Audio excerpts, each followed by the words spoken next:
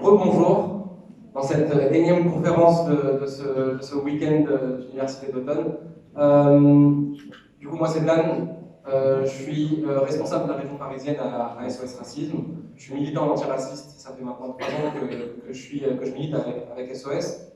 Et là, on va vous parler d'un projet qui s'appelle Salam Shalom Salut, qui a déjà eu lieu l'année dernière et qu'on va refaire encore cette année. Pour vous parler de ce projet, je vais déjà vous commencer par dire que tout à l'heure j'entendais des questions sur la question de la conférence sur l'extrême droite, de comment agir. Comment agir, c'est par ce type de projet. Ce projet-là, pour refaire un petit peu l'historique pour ceux qui n'étaient pas là l'année dernière, qui n'ont peut-être pas vu aussi ce projet pour les nouveaux militants, ce projet-là, on l'a mis en place l'année dernière parce qu'on a senti dans le pays une tension monter extrêmement forte entre différents groupes de personnes. Je ne sais pas si vous vous souvenez, il y a eu l'année dernière le meurtre de Mireille Knoll, qui était une vieille femme juive, qui avait d'ailleurs échappé de peu à la rafle du Veldiv, et qui a été tuée parce que juive, et qui a été brûlée vive chez elle, à Paris. Alors, à la suite de ce crime antisémite, SOS Racisme s'est mobilisé. On a participé à une marche en hommage à cette dame. Et ce qui s'est passé, c'est que Marine Le Pen est venue à cet hommage. Il y a quelques années, ça aurait été impensable d'imaginer que Marine Le Pen, extrême droite, le Front National, puisse participer, puisse se sentir la légitimité pour participer à une mobilisation contre l'antisémitisme. Ça aurait été inimaginable. Et bien là, elle est venue. Là, elle est venue, on a participé à faire en sorte qu'elle soit un petit peu repoussée, mais quand même, ça nous a beaucoup heurté. Moi, à titre personnel, quand on était en train d'organiser comme ça la manifestation avec les militants, de voir le Front National arriver à un moment où il y a eu un cri antisémite, pour dire « je condamne l'antisémitisme musulman ». Et en fait, c'est là que toute la manipulation. Elle ne condamne pas l'antisémitisme, elle condamne l'antisémitisme musulman. Et c'est là où il y a quelque chose qui est de l'ordre de l'instrumentalisation, de l'ordre de la manipulation. Et c'est pour ça que ce projet, il a été mené pour mettre en avant, notamment des jeunes juifs, arabes, mais pas seulement juifs ou arabes, qui, dans l'espace français, ne trouvent pas d'écho à ce qu'ils vivent pourtant au quotidien. C'est-à-dire qu'ils vivent ensemble, ils partagent plein de choses, ils militent ensemble. Nous, à SOS Racisme, c'est ça aussi qu'on a voulu montrer. On a voulu montrer des jeunes qui militent ensemble pour le vivre ensemble, qui ne sont pas dans l'instrumentalisation de l'antisémitisme pour taper sur les arabes, ou dans l'instrumentalisation du racisme pour taper sur les juifs. On est dans une logique, nous, de vivre ensemble, de fraternité réelle, incarnée, parce qu'on vit au quotidien. C'est pour ça que ce projet, il a été essentiel. Dans un premier temps, on a beaucoup réfléchi avec le comité de pilotage, donc des personnes qui sont ici, qui nous ont beaucoup aidés, qui ont participé à ce projet, comme Nourdine Speaker, qui est le président de l'association Jalon pour la paix à Aubervilliers, et qui fait un travail extraordinaire avec la jeunesse d'Aubervilliers. On a beaucoup réfléchi à quelle forme pouvait prendre ce projet. Comment on pouvait impacter un maximum de personnes, comment on pouvait diffuser notre message qui va à l'encontre de tous les messages de haine qu'on entend au quotidien. Parce que c'est ce qu'on entend en fait au quotidien. Quand on parle de relations, pour revenir au cœur du projet dans un premier temps, quand on parle des relations en France entre les Juifs et les Arabes, vous avez l'impression qu'on en parle pour des initiatives positives? Jamais. On en parle quand il y a eu un crime raciste, quand il y a eu un crime antisémite, on en parle quand il y a quelque chose qui se passe au Moyen-Orient, que ça a un impact en France. On n'en parle jamais dans des initiatives positives. Pourtant, il y en a. Et nous, on a voulu montrer qu'il y en avait. Et on a voulu aussi montrer que la jeunesse, qui est très souvent mise en avant comme étant une jeunesse désœuvrée, qui s'en fout complètement des engagements, qui n'en a que faire de tout ce qui est de la question de la fraternité, et ben on a voulu montrer que nous, en fait, c'est tout l'inverse. Nous, ce qu'on montre, c'est que justement, on est intéressé par ces questions. Ces questions, elles nous animent au quotidien. Ces questions, elles font de nous qui nous sommes aujourd'hui, qui avons vécu dans un climat qui est franchement délétère.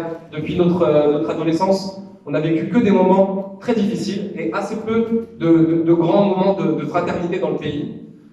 Alors je pense que ce projet il a été mené, on l'a fait l'année dernière. Pour ceux qui voulaient mettre une petite vidéo, mais bon, c'est pas grave, pour montrer un petit peu ce qui s'est passé l'année dernière. Mais on a rassemblé une quinzaine de jeunes, du coup. On s'est formé sur des questions historiques, de relations, sur des questions de formation à la prise de parole en public. Et on a fait le tour de France. Alors on a été dans une quinzaine de villes dans toute la France pour rencontrer la jeunesse de ce pays, pour aller dans des collèges, dans des lycées, dans des centres sociaux, dans des missions locales, dans des associations, pour parler. Simplement parler. On a été parler avec la jeunesse de ce pays. Et on a été aussi faire des conférences publiques aussi dans les villes, qui ont quasiment chaque ville a fait ça le comble à chaque fois, parce qu'en fait ces sujets, ces initiatives positives, elles manquent terriblement. Elles manquent terriblement et c'est notre rôle, nous, en tant que militants à SOS Racisme, que d'incarner ce qu'on défend. Donc on a fait ce tour de France. Il y a eu des moments vraiment extraordinaires. Il y a eu des moments de grande émotion, des moments de joie, des moments aussi de doute, parce que dans tout projet aussi, il y a des moments où c'est plus difficile. On a eu des discussions entre nous aussi, les jeunes de ce projet, qui n'étaient pas évidentes. On s'est mis à nu un petit peu au niveau émotionnel, au niveau de nos identités, au niveau de nos appartenances. Et ce que ça a montré, pour faire un peu un bilan global, après je laisserai aussi les personnes qui ont participé au premier tour en parler aussi, mais ce que ça a montré, c'est qu'il y avait un terrible besoin de connaissances, de rencontres, et de montrer du positif aussi, pour respirer un peu. C'est ce qu'on nous a dit souvent. Il y a une dame, après l'étape à Toulouse, elle est venue me voir, et elle m'a dit « Merci, ça nous a fait du bien ». Et ça, c'est très important d'incarner ça. C'est ce que disait tout à l'heure Guillaume sur les questions du bien vivre ensemble, incarner ce bien vivre ensemble. Ben, c'est exactement ce qu'on essaye de faire avec ce projet qui en est un outil essentiel pour l'association depuis l'année dernière. On reviendra après avec Rama et avec Florian sur les raisons qui nous ont poussés à faire un deuxième tour, sur ce qui a été essentiel pour nous dans la réflexion sur ce deuxième tour, c'est-à-dire d'élargir le groupe, d'élargir les appartenances, les identités.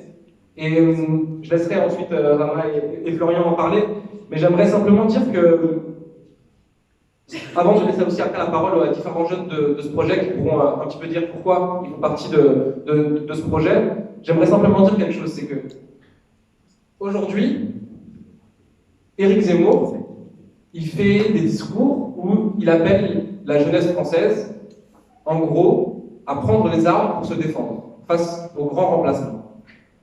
Il le fait, c'est diffusé à la télé, sans modération, sans rien. Aujourd'hui, il a une émission quotidienne sur CNews où il intervient. Et cet homme-là profère ses propos qui appellent à la haine, qui appellent au racisme, qui appellent aux ratonnades, qui appellent à la violence, en toute impunité. Alors nous, bien sûr, à SOS Racisme, on utilise toutes les voies légales pour le faire condamner juridiquement, etc. Mais il y a aussi la nécessité d'une mobilisation citoyenne forte. Parce que si les chaînes, elles savent que Éric Zemmour ne sera pas écouté par la population, en fait, elles ne le recrutent pas. Donc il y a besoin aussi d'avoir une forte attention de la majorité des Français sur ces questions. L'idéologie qu'il avance dans la société française, l'idéologie dont il est l'avant-gardiste quelque part, c'est une idéologie qui a tué. C'est une idéologie qui a tué 51 musulmans à Christchurch il y a quelques mois, où il y avait un homme, un suprémaciste blanc, qui s'est imprégné de cette idéologie du grand remplacement. Il l'a dit, il a écrit un manifeste pour signer cet acte. Il a été dans une mosquée, il a tiré sur 51 musulmans. Il a tué 51 musulmans. Il voulait tuer plus. Il voulait tuer plus, évidemment. Un suprémaciste blanc, aux États-Unis cette fois, à Pittsburgh, a été dans une synagogue et a tiré sur des juifs, parce qu'ils étaient juifs. Il a tué 11 personnes. 11 personnes ont été tuées parce que cette synagogue était coupable d'organiser dans la commune l'aide aux réfugiés. Et en ça, c'est l'idéologie qu'il y a derrière, c'est de dire que en fait, les juifs manipulent un petit peu la population pour organiser le grand remplacement des blancs. C'est ça l'idéologie du suprémacisme blanc. Et le grand remplacement qui serait quelque part personnalisé par les musulmans. Aujourd'hui, c'est ça. C'est ça l'idéologie qui met dans la mort. Cette idéologie, elle a tué aussi à San Diego, à El Paso. Et cette idéologie, elle tue au quotidien. Et si je dis ça, si je le dis avec ce projet, c'est parce qu'en fait, il y a un vrai besoin, pour nous tous, de se rendre compte dans la période dans laquelle on vit, de la banalisation de tous les discours d'extrême droite, que c'est normal de dire que l'immigration, c'est quand même un problème, qu'il faut en parler quand même, de lier sans arrêt l'immigration à la délinquance. Toutes ces choses-là, c'est des choses qu'on combat, mais c'est des choses qui sont difficiles, parce qu'il y a une banalisation dans les propos, il y a une grande comment dire, responsabilité des médias, de certains intellectuels dans ce pays, qui utilisent ces questions-là pour faire du buzz, comme si c'était une simple question marketing. En fait, on parle de la vie des gens, on parle de gens qui ont peur en fait, en sortant de chez eux. On parle de gens qui ne sont pas à l'aise dans le pays dans lequel ils vivent. Alors après, c'est bien aisé de dire que, évidemment, le communautarisme, c'est quelque chose qui nous rebute. Et c'est bien aisé de taper uniquement sur le communautarisme, sans jamais essayer de comprendre pourquoi il y a des replis. Et les replis, en l'occurrence, s'ils existent dans ce pays, c'est peut-être parce qu'il y a des discriminations, c'est peut-être parce qu'il y a des crimes racistes comme celui l'année dernière, il y a 2 ans, de Saïd El Barkawi à Aïchouk, parce qu'il était arabe et qu'il a ému vraiment personne.